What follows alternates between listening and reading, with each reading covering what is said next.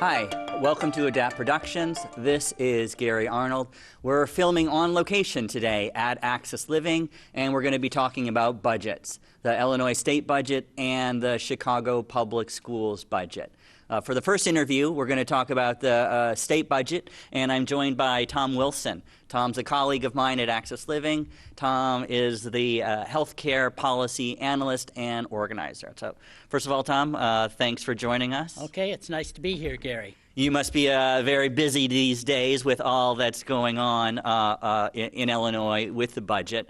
Right now, it's been months basically that we've had this budget impasse. And tell me, it seems like each year we kind of, deal with roadblocks and cuts facing people with disabilities. But what does it mean this year, and how is this year different? Well, this year's different because we have a governor who is determined to cut the state's budget, and he is relentless in this. He also has an agenda that takes on unions and other folks, and because of that, he is vetoing budget legislation in order to get other things that he wants. So, in a sense, people with disabilities are being held captive to his political agenda. Usually the budget is resolved by the end of May or the end of June. This year we see an endless fight going on. There seems to be no obvious endpoint, although there is some talk about possible compromises going on. A couple questions I have. First, specifically, what are some things in the budget cuts that directly impact people with disabilities? And second, you mentioned unions, which is kind of like this trigger word in Illinois and very contentious. But what's the link in Illinois between disability and unions? Okay. For us, I've worked on long-term care, in particular home and community services, for most of the time I've been here at Access Living. And we've worked very closely with the Service Employees International Union, who represents the home care workers. And when I first came to work here at Access Living, they were making like $4.35 an hour. Now the wage is $13 an hour. Well, that's not perfect or ideal, but it makes it much easier for consumers to hire a PA than it used to be. It's a more attractive job. It has some benefits, although even those are under attack by our current governor. He also wants to cut the size of the program. He wants to make the eligibility standards higher. We have been fighting to keep the determination of need, which is how they decide eligibility, at the same point. He's been trying to raise the points that you need so that 10,000 people with disabilities would lose their services if he got his way. So, we always fight for an adequate human services budget and for adequate home care services. This is the first time where they've really tried to cut the program back, where about 1/3 of the recipients would lose their services. And what would that look like? You'd mentioned 10,000 people with disabilities. What's the governor thinking? Like, where are people going to get services, and what happens if 10,000 people lose their services? Well, I think he's a libertarian, and he thinks that the strong survive and the weak perish. And I think the reality would be that some people would end up in nursing homes. Some people would pull on family help that may be willingly or unwillingly given. I mean, this is a lot of work, and it deserves to be paid work. Mm-hmm. And so this governor is just trying to throw us back to an era when government didn't take care of people, and I think it has an obligation to take care of people's health and education, and that these are functions that we have government for. Mm-hmm, mm-hmm. And what are some steps being taken by the community and advocates to fight against what is being proposed in the governor's budget? Okay, I think one of the most important efforts is we had allies in the legislature who introduced a bills actually in the House and Senate both, to keep the Don score where it's at. And those bills passed in both the House and the Senate and are sitting on Governor Rauner's desk right now. Now, given his statements, we suspect he will not sign or approve that bill. And we're hoping that there's enough votes in the legislature to override his veto, meaning passing the bill over his objections. And that's our goal right now, I'd have to say. Right, right, yeah. And you mentioned earlier that if the services are cut, some people might end up in nursing homes. And what's the cost breakdown between nursing home services versus the services somebody gets in their own home through home services? Okay, the approximate cost breakdown is that it costs, let's say, $45,000 plus per year to be in a nursing home, and typically like $15,000 to get home services. So home services is about a third as expensive as the nursing home. So you can serve many more people with what I would consider a much higher quality of care and life in the community than you can in a nursing home. People don't want to be in nursing homes. They end up there because the system is failing them. And so it seems like there's a good economic argument for investing in home services and preserving the home services. And so if the governor's idea is to save money, how come this argument isn't working with the governor? Well, our governor is also very much a corporate guy. He actually invested in nursing homes in Florida and then, of course, cut the quality of the care so he could make more money. But I think his whole idea is to privatize as much as possible. So he would prefer, I think, people being in nursing homes making a profit for nursing homes rather than them being in the community where the consumer's in charge and nobody's making a profit off of the deal.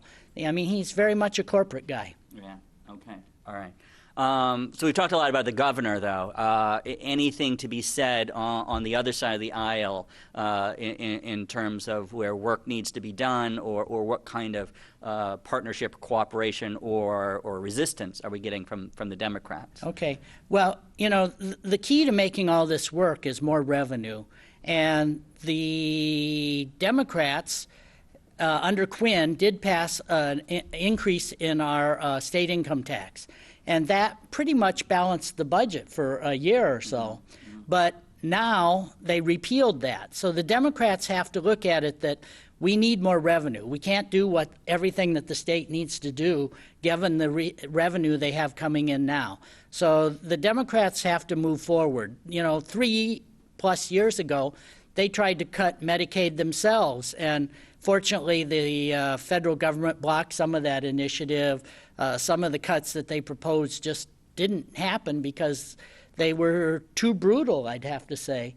So the Democrats need to realize that, the way forward is to raise enough revenue, and we need a progressive source of revenue. Right now, our income tax is flat. That means it's an extra burden on the working and lower class folks, and the rich get away with very little in the way of taxes. So we need to address that problem. Okay. And we talked about the home services. Any other, issues that are out there that impact people with disabilities that we want to mention in the final couple of minutes here? I would say, Medicaid is still an issue. There's a lot of cuts to Medicaid. A lot of providers are not being paid due to this budget crisis. We've seen Centers for Independent Living either go on furlough or to cut the hours that they're paying their staff. We see other small providers going out of business. And this kind of fits the governor's agenda, too, because I think he wants to have all these services provided through large corporations. So it's a privatization agenda, which is not really good for what would I say, more economic equality, more opportunity for everybody. When you say providers, I've heard does that include like equipment providers? I've heard stories about people having trouble getting repairs for wheelchairs or replacement. DME has been a problem even before this budget year. There's very few providers. There's really only 2 big ones left in the state because they have, what would I say, a captive market. They do not treat the consumers very well. Ordering chairs can take 6 months to a year in some cases, I've heard. Repairs don't get done in a timely way.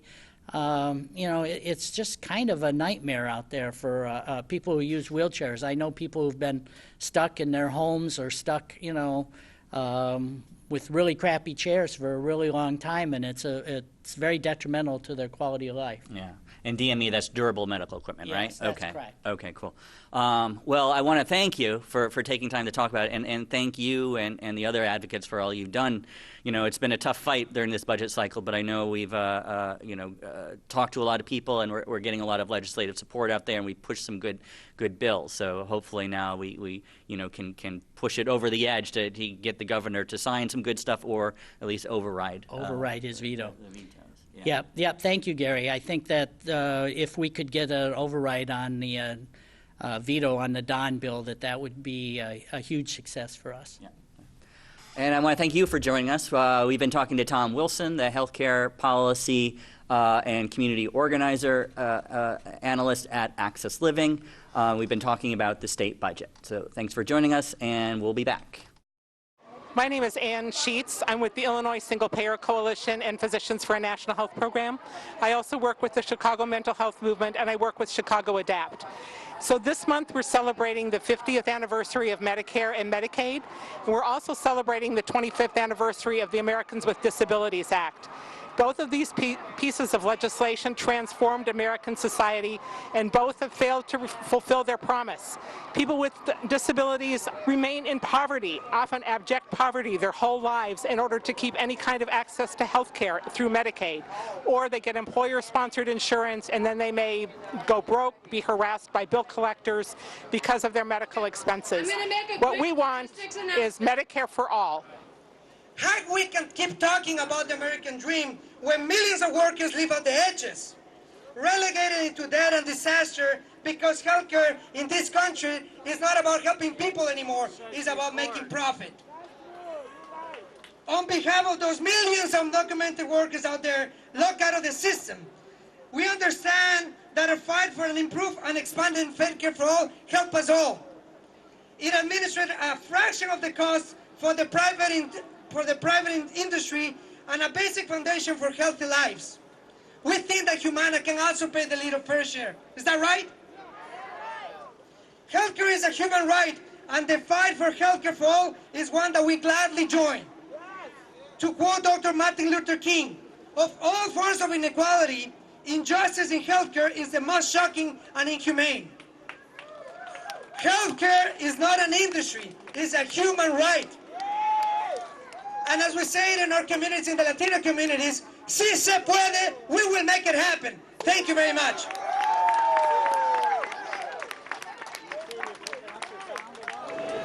There are more than 50 million people that are still alive because Medicare has made our lives important. 3 years ago, Rahm Emanuel dismantled cruelly and without concern mental health care system. He privatized all health clinics, and he dismantled the mental health system. Unfortunately, part of his dismantling was to make sure that people that were on Medicare were no longer able to attend the public mental health clinics. Because the city of Chicago's public mental health clinics do not want people that have insurance, such as Medicare, to go to those clinics so that they will be able to survive and thrive. Right now, we have tens of thousands of people that are walking the streets, that have committed suicide, that are spending days and nights in emergency rooms trying to get mental health care, and they have Medicaid insurance that has been cut so much that it doesn't include payment for the mental care services. I believe that everyone has the right to thrive, live, survive, be able to live a long life and have children. I am convinced that in order to save lives, in order to make sure I and many others like me with mental health issues have access to health care, when we need it, we must have an expansion of Medicare. And we must have facilities in the city of Chicago that accept Medicare.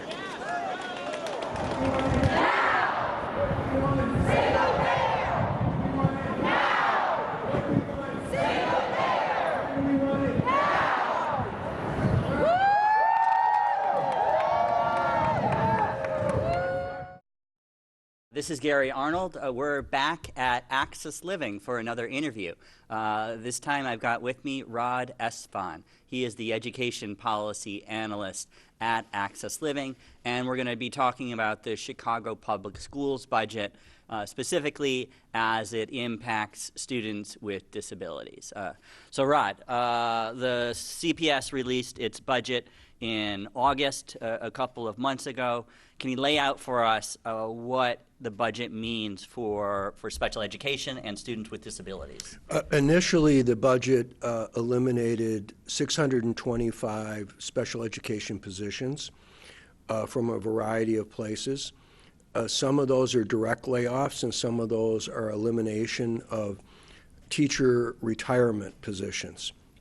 So effectively just eliminating after the teacher retired a position. Then at the board meeting, which we objected to, and we wrote a lengthy report on that budget, they backed off of approximately 80 of those cuts. I've been trying to get an updated number on the number of current cuts, and I asked for it last week, and I have yet to receive the current number. So it's in the 550 range at this point.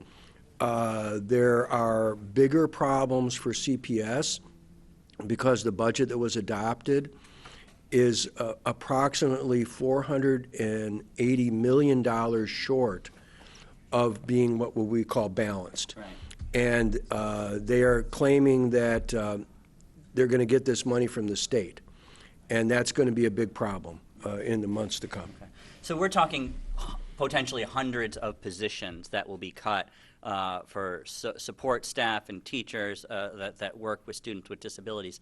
So what does that, like, based upon, you do a report every year, and I've looked at some of those reports and other things I read, it's clear already that students with disabilities, that there are large outcome gaps in terms of reading and other scores.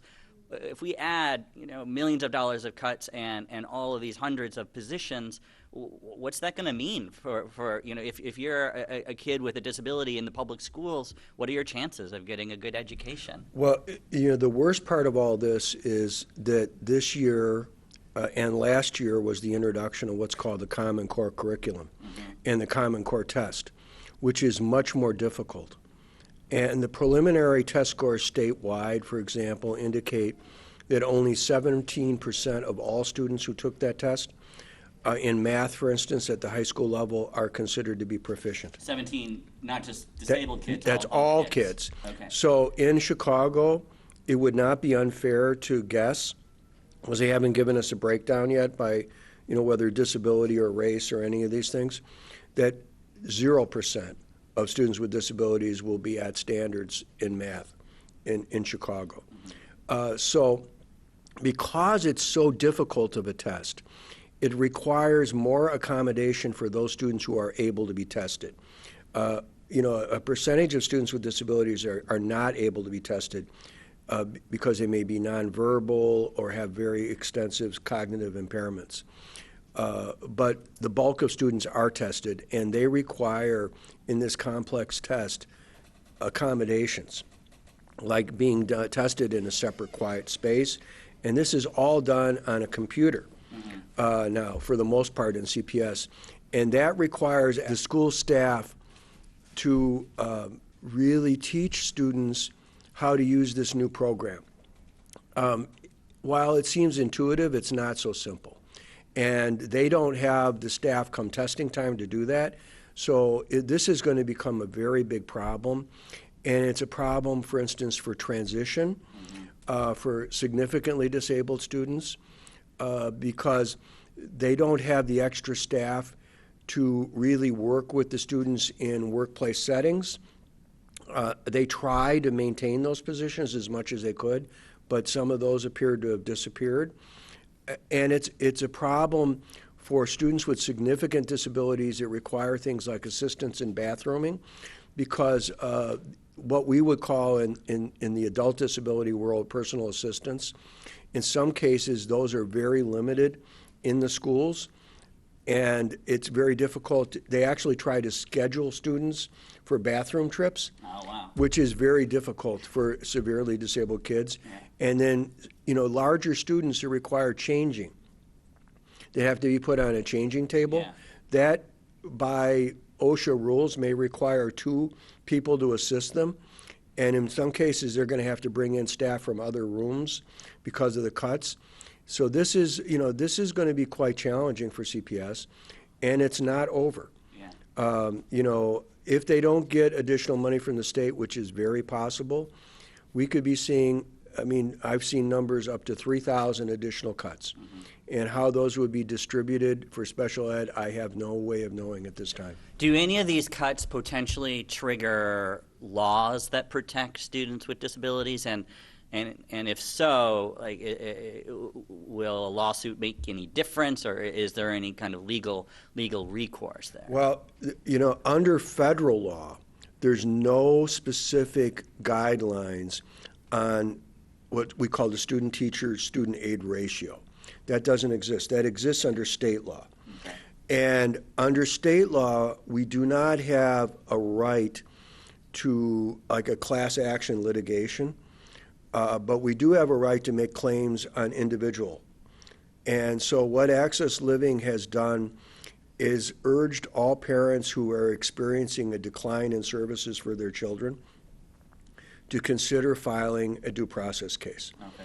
And Equip for Equality and some other organizations have created relatively simple forms that the parents can use to make the initial filing. We have not been flooded with families that have done that, nor has Equip for Equality. There are some cases, there are cases like nursing cases where students are outright being denied schooling because they don't have individual nurses. These are kids that might have trachs, or they require an on-duty nurse to be present all the time for life safety reasons. When that got in the media, CPS somehow magically found nurses and got nurses to the families. So there's limits on what you can do in litigation on those kind of rules. And CPS, of course, claims that they are meeting the maximum guidelines under the state law. Okay. And it should also be known by the viewers that Governor Ronner the other day made a statement in support of a position to eliminate all classroom rules for special education students that are above the federal guideline, which there isn't any. Oh. All the federal guideline says is that these children are entitled to a quote-unquote free appropriate education Okay. with appropriate services, Yeah.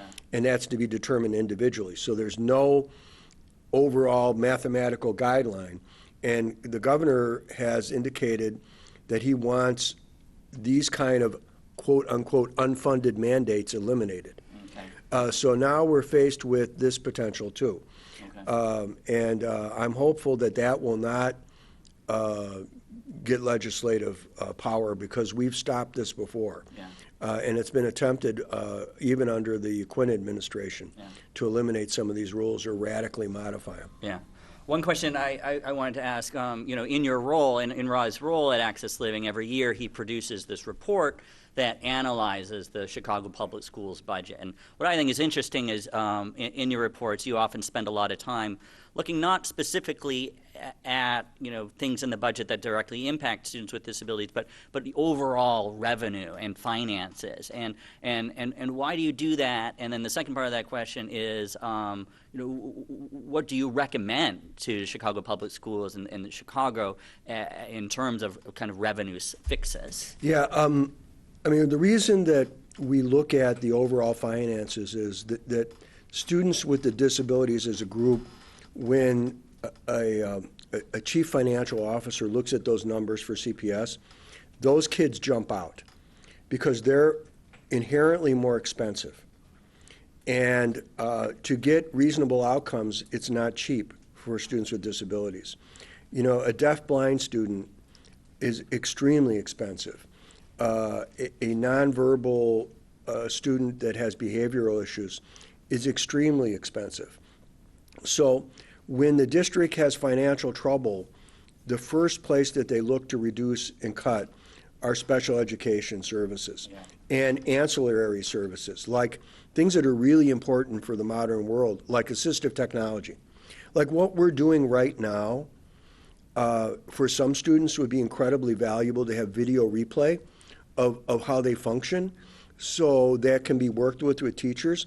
There's really very little money for that unless the teachers themselves out of pocket do this or the principal finds a way to do this. Assistive technology in CPS is like pulling teeth, and it exists. You know, stuff that we have here at Access Living for our staff with disabilities can, you know, that we consider a normal, reasonable accommodation, can be like a battle of months getting the bureaucracy to appropriate the device. And so, you know, there are inherent problems with that. So one of the things we've looked at is that there's a revenue problem for CPS. And that's in part because the basis of all school revenue is primarily property taxes and state funding.